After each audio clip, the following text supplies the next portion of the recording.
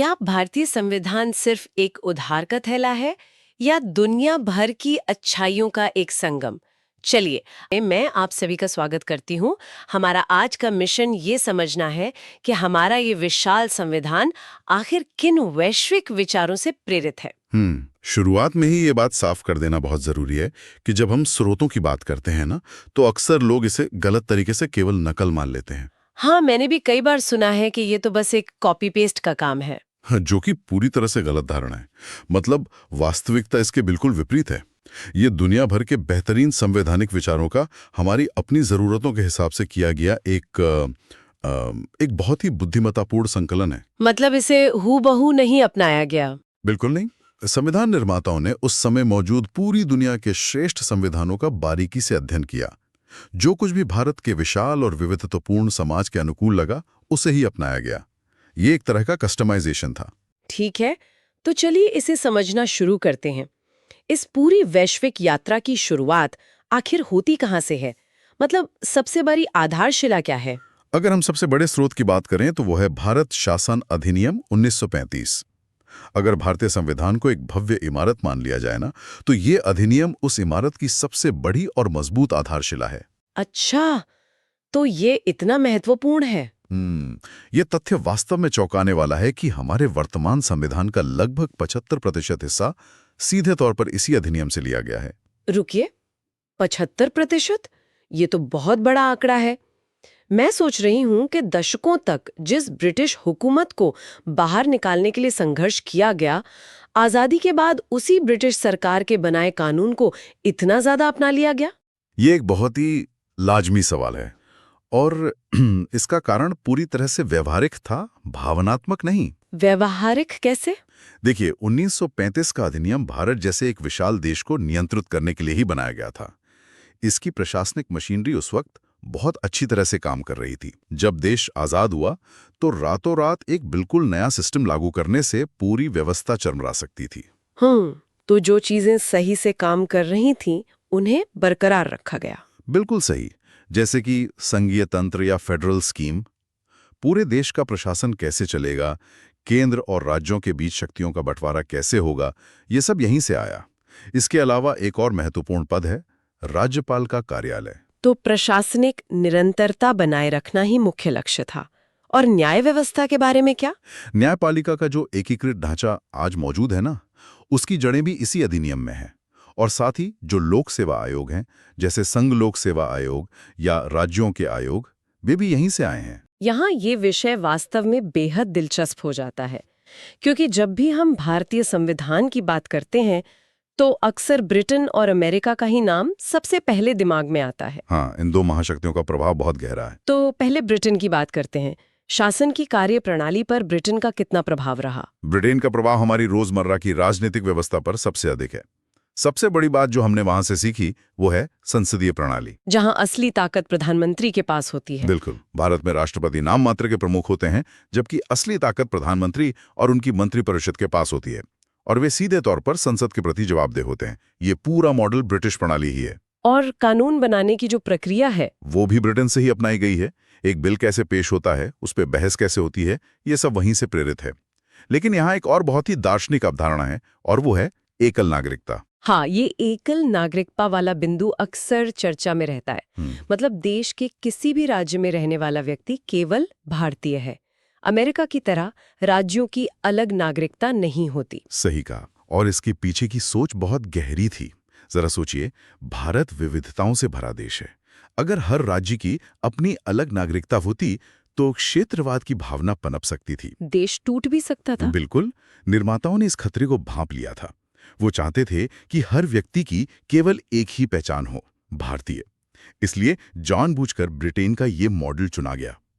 इसके अलावा द्विसदनीय व्यवस्था भी ली गई। मतलब संसद के 2 सदन, लोकसभा और राज्यसभा। हाँ, भारत जैसे विशाल देश में केवल जनसंख्या के आधार पर प्रतिनिधित्व काफी नहीं था। राज्यों का भी अपना एक मंच होना चाहिए था। और संसदीय विशेषाधिकार भी ब्रिटेन से ही आए, ताकि सांसद बिना डर के अपनी बात रख सकें। ये तो स्पष्ट हो गया कि ब्रिटेन से शासन का ढांचा लिया गया। लेकिन जब बात जनता के अधिकारों की आती है तो अमेरिका की भूमिका अहम हो जाती है ना। एकदम सही। अमेरिका का प्रभाव अधिकारों और न्याय के मामले में बहुत गहरा है। सबसे ऐतिहासिक चीज जो संयुक्त राज्य अमेरिका से ली गई वो है मौलिक अधिकार। जो संविधान के भाग 3 में है। हाँ, ये अधिकार नागरिकों को राज्य की मनमानी से बचाते हैं। इन्हें संविधान का मैग्ना कार्टा भी कहा जाता है।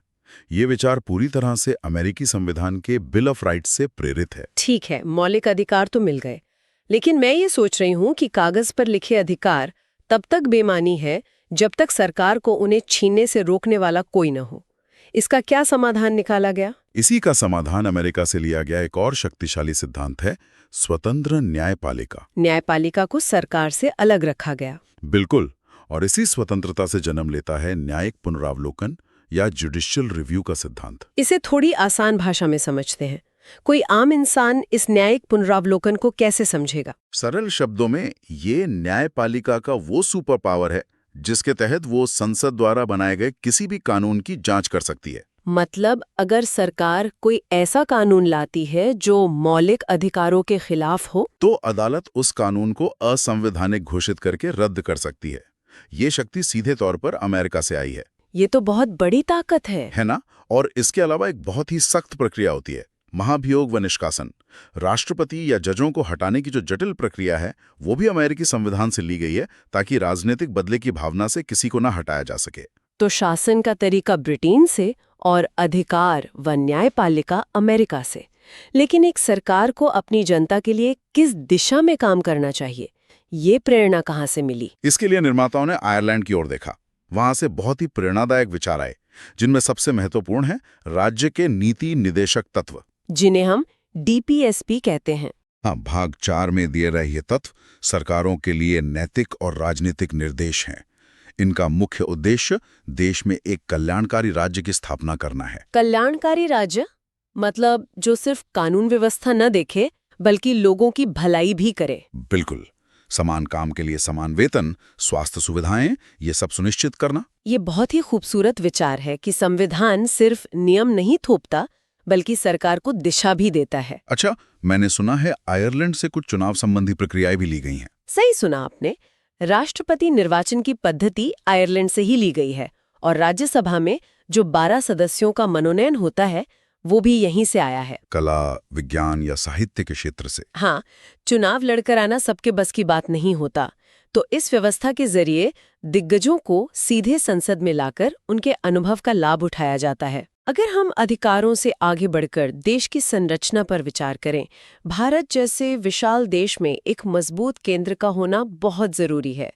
ये विचार कि राज्य तो होंगे लेकिन केंद्र ज्यादा ताकतवर होगा, ये हमने कहाँ से लिया? अगर हम इसे व्यापक संदर्भ से जोड़कर देखें तो कनाडा का मॉडल हमारे लिए एकदम सटीक था। कनाडा का मॉडल अमेरिका का क्यों नहीं? क्योंकि अमेरिका में अलग अलग स्वतंत्र राज्य एक साथ आए और उन्होंने मिलकर देश बनाया। वहां राज्य ताकतवर हैं, लेकिन भारत पहले से एक राष्ट्र था जिसे प्रशासन के लिए राज्यों में बांटा गया। तो यहाँ राज्यों के अलग होने का खतरा था? बिल्कुल, इसी को रोकने के लिए कनाडा से सशक्त केंद्र के साथ संघीय व्यवस्था का सिद्धांत लिया गया। इस केंद्रीकरण का एक बहुत ही दिलचस्प उदाहरण अवशिष्ट शक्तियां हैं। ये क्या होता है? अवशिष्ट शक्तियां वो विषय हैं जो किसी भी सूची जैसे संघ सूची, राज्य सूची या समवर्ती सूची में शामिल नहीं है, जो बच गए।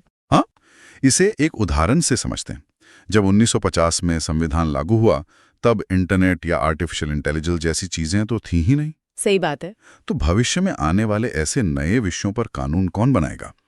कनाडाई मॉडल के अनुसार भारत में ये अवशिष्ट शक्तियां हमेशा केंद्र सरकार के पास रहेंगी और राज्यों में केंद्र द्वारा राज्यपाल की नियुक्ति की प्रक्रिया भी कनाडा से ही प्रेरित है, ताकि केंद्र का राज्यों पर नियंत्रण बना रहे। बिल्कुल। तो कनाडा से एकता और मजबूती का सिद्धांत लिया गया, लेकिन एक संघीय ढांचे में केंद्र और राज्य हमेशा अलग थलग काम नहीं कर सकते, उन्हें साथ मिलकर काम करना होता है। ये सहयोग की भावना कहाँ से आई? इस सहयोग को समझने के लिए हमें ऑस्ट्रेलिया की ओर देखना होगा। वहां से जो सबसे महत्वपूर्ण चीज ली गई वो है समवर्ती सूची या कॉन्करेंट लिस्ट, जिस पर दोनों कानून बना सकते हैं। हाँ, कुछ विषयों पर केवल केंद्र कानून बनाता है और कुछ पर राज्य। लेकिन समवर्ती सूची में वे विषय हैं जो दोनों के लिए अहम हैं, जैसे शिक्षा, जंगल या विवाह कानून। लेकिन अगर दोनों के कानून आपस में टकरा जाएं तो ऐसी स्थिति में हमेशा केंद्र का कानून ही मान्य होगा। अच्छा, और कभी-कभी जब खुद संसद के दोनों सदनों लोकसभा और राज्यसभा के बीच किसी कानून को लेकर विवाद हो जाए तो उसे सुलझाने का तरीका भी शायद ऑस्ट्रेलिया से ही आया है। एकदम सही। अनुच्छेद 108 के तहत संसद की संयुक्त बैठक का जो प्रावधान है वो ऑस्ट्रेलिया से ही लिया गया है। गतिरोध होने पर दोनों सदनों को एक साथ बिठाकर वोटिंग कराई जाती है। इसके अलावा हमारी प्रस्तावना की भाषा पर भी ऑस्ट्रेलियाई संविधान का प्रभाव है। अब एक ऐसे विषय की बात करते हैं जो थोड़ा गंभीर है, आपातकाल। जब देश में युद्ध जैसी स्थिति हो और सब कुछ सामान्य न रहे, तब देश कैसे चलेगा? यहाँ शायद जर्मनी का वाइमर संविधान काम आता है। जी हाँ, जर्मनी के वाइमर संविधान से बहुत ही कड़े प्रावधान लिए गए हैं जो राष्ट्र की सुरक्षा के लिए जरूरी हैं। वो है आपातकाल के दौरान मौलिक अधिकारों का स्थगन। मतलब अधिकार रोक दिए जाते हैं। हाँ, इसका तर्क ये है कि जब देश का वजूद ही खतरे में हो तो राष्ट्र की सुरक्षा नागरिक के व्यक्तिगत अधिकारों से ऊपर होती है। लेकिन यहाँ एक बहुत ही महत्वपूर्ण अपवाद भी है जिस पर ध्यान देना जरूरी है। ऐसा तो नहीं है कि सरकार सब कुछ छीन सकती है। बिल्कुल नहीं। और ये अपवाद हमारी लोकतांत्रिक व्यवस्था की सबसे बड़ी रक्षा ढाल है। अपवाद ये है कि अनुच्छेद 20 और 21 यानी जीवन और व्यक्तिगत स्वतंत्रता का अधिकार, उसे किसी भी परिस्थिति में निलंबित नहीं किया जा सकता, चाहे आपातकाल ही क्यों ना हो। जी, राज्य कभी भी बिना कानूनी प्रक्रिया के किसी का जीवन नहीं छीन सकता। यह दिखाता है कि संविधान निर्माता तानाशाही के खतरों से कितने वाकिफ थे। ये जानना वास्तव में बहुत सुकून देता है कि सबसे बुनियादी अधिकार हमेशा सुरक्षित रहते हैं। खैर, अब तक अधिकारों की बहुत चर्चा हो चुकी है, लेकिन अधिकारों के साथ कुछ जिम्मेदारियां भी तो होनी चाहिए। ये एक बहुत ही महत्वपूर्ण पहलू है जिसे अक्सर नजरअंदाज कर दिया जाता है। मूल संविधान में सिर्फ अधिकारों की बात थी, कर्तव्यों की नहीं। तो कर्तव्य बाद में जोड़े गए। हाँ, कुछ दशकों बाद ये महसूस किया गया कि अधिकार और कर्तव्य एक ही सिक्के के दो पहलू हैं। इसलिए सोवियत संघ के संविधान से प्रेरित होकर 1976 में मौलिक कर्तव्य जोड़े गए, जो नागरिकों को उनकी जिम्मेदारी याद दिलाते हैं। बिल्कुल, अगर देश से अधिकार मिलते हैं तो संविधान का पालन करना हमारा कर्तव्य है। और सोवियत संघ से प्रस्तावना के लिए भी एक खास विचार लिया गया है। कौन सा विचार? प्रस्तावना में न्याय का आदर्श। न्याय को सिर्फ अदालती मामलों तक सीमित नहीं रखा गया है। 3 प्रकार के न्याय की बात की गई है: सामाजिक, आर्थिक और राजनीतिक न्याय। ताकि समाज में भेदभाव ना हो। ये एक बहुत ही महत्वपूर्ण सवाल खड़ा करता है कि भारत एक गणतंत्र कैसे बना। हम हमेशा कहते हैं कि भारत एक लोकतांत्रिक गणराज्य है। ये विचार कहाँ से आया? ये गणतंत्र होने का विचार फ्रांस से अपनाया गया है। इसका असल मतलब क्या होता है? गणतंत्र या रिपब्लिक का सीधा अर्थ है कि देश का प्रमुख कोई राजा या रानी नहीं होगा। सर्वोच्च पद हर आम नागरिक के लिए खुला होगा और प्रमुख हमेशा जनता द्वारा निर्वाचित व्यक्ति होगा। और फ्रांस की क्रांति के वे 3 प्रसिद्ध शब्द भी तो यहीं से हैं। स्वतंत्रता, समता और बंधुत्व। फ्रांस की क्रांति के इन आदर्शों को भारत की प्रस्तावना में बहुत प्रमुखता दी गई है। ये सुनिश्चित करते हैं कि सबको आगे बढ़ने की आज़ादी हो और भाईचारे की भावना बनी रहे। अब एक व्यावहारिक सवाल उठता है। समय के साथ समाज बदलता है, तकनीक बदलती है, तो जाहिर है कि संविधान को भी बदलना पड़ सकता है। ये विचार कहाँ से आया? यह दक्षिण अफ्रीका से आया है। एक कठोर संविधान टूट सकता है और बहुत लचीला संविधान अपना महत्व खो देता है। इसलिए एक संतुलन चाहिए था, जो अनुच्छेद 368 में है। हाँ, संविधान संशोधन की प्रक्रिया दक्षिण अफ्रीका से ली गई है। यह सुनिश्चित करती है कि संविधान अपग्रेड होता रहे, लेकिन सरकार उसे अपनी मनमर्जी से बहुत आसानी से बदल न सके। राज्यसभा के सदस्यों का चुनाव भी दक्षिण अफ्रीका से ही प्रेरित है।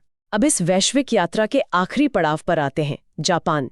जापान से न्यायपालिका से जुड़ा एक बहुत ही खास सिद्धांत लिया गया है, विधि द्वारा स्थापित प्रक्रिया। इसे आम नागरिक की भाषा में कैसे समझें? इसे एक बहुत ही दिलचस्प उदाहरण से समझते हैं। मान लीजिए कोई केक बेक कर रहा है। ठीक है। अगर रेसिपी यानी कानून में लिखा है कि केक को 30 मिनट तक बेक करना है, तो अदालत केवल ये जांचेगी कि क्या उसे 30 मिनट तक बेक किया गया या नहीं। अदालत ये नहीं देखेगी कि रेसिपी अच्छी है या बुरी। बिल्कुल नहीं। विधि द्वारा स्थापित प्रक्रिया का यही मतलब है, जब न्यायपालिका किसी कानून की जांच करती है तो वो ये देखती है कि क्या कानून बनाने के लिए निर्धारित प्रक्रिया का पालन हुआ है। अदालत कानून की नीयत पर नहीं, प्रक्रिया की वैधता पर ध्यान देती है। तो इस सब का असल मतलब क्या है? 1935 के अधिनियम से लेकर ब्रिटेन, अमेरिका, कनाडा होते हुए जापान तक का सफर तय किया गया। अब समय है क्विक रिकैप का। अगर संक्षेप में देखें तो तस्वीर साफ है। अमेरिका से अधिकार और स्वतंत्र न्यायपालिका, ब्रिटेन से संसदीय कार्यप्रणाली और एकल नागरिकता, आयरलैंड से नीति निर्देशक तत्व जो सरकार को रास्ता दिखाते हैं, सोवियत संघ से मौलिक कर्तव्य, ऑस्ट्रेलिया से समवर्ती सूची, फ्रांस से गणतंत्र का ढांचा, दक्षिण अफ्रीका से संशोधन की प्रक्रिया, जर्मनी से आपातकाल के प्रावधान और कनाडा से एक मजबूत केंद्र वाला संघीय ढांचा। ये एक बहुत ही शानदार सारांश है। इस चर्चा के आधार पर श्रोताओं के लिए एक अभ्यास प्रश्न भी है। प्रश्न है, भारतीय संविधान में मौलिक कर्तव्य किस देश से लिए गए हैं? विकल्प हैं अमेरिका, जापान, सोवियत संघ या आयरलैंड। मुझे उम्मीद है उत्तर स्पष्ट हो चुका होगा। अधिकारों की बात अमेरिका से आती है, लेकिन कर्तव्यों की बात होती है तो सही उत्तर है सोवियत संघ। बिल्कुल सही। इस चर्चा का अंत करते हुए कुछ विचार करने वाली बात है। हाँ, एक बहुत ही गहरा बिंदु है। निर्माताओं ने 7 दशक पहले दुनिया के सर्वश्रेष्ठ विचारों को अपनाया, लेकिन अब दुनिया बदल चुकी है। यह सोचना दिलचस्प है कि अगर आज के डिजिटल युग में कोई नया संविधान लिखा जाए तो डेटा प्राइवेसी, आर्टिफिशियल इंटेलिजेंस के नियमन या जलवायु न्याय जैसे नए विचारों के लिए हम किन देशों से प्रेरणा लेंगे? क्या कमाल का विचार है। वास्तव में संविधान कोई धूल खाई हुई निर्जीव किताब नहीं है। ये एक जीवित दस्तावेज है जो समाज के साथ विकसित होता है। आज के इस गहन विश्लेषण में बस इतना ही। स्पष्ट रूप से देखा जा सकता है कि कैसे दुनिया भर की सर्वोत्तम प्रथाओं ने भारतीय संविधान को इतना अनूठा बनाया है।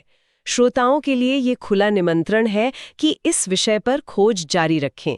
इस विशेष चर्चा में साथ जुड़ने और इतनी गहराई तक जाने के लिए बहुत बहुत धन्यवाद।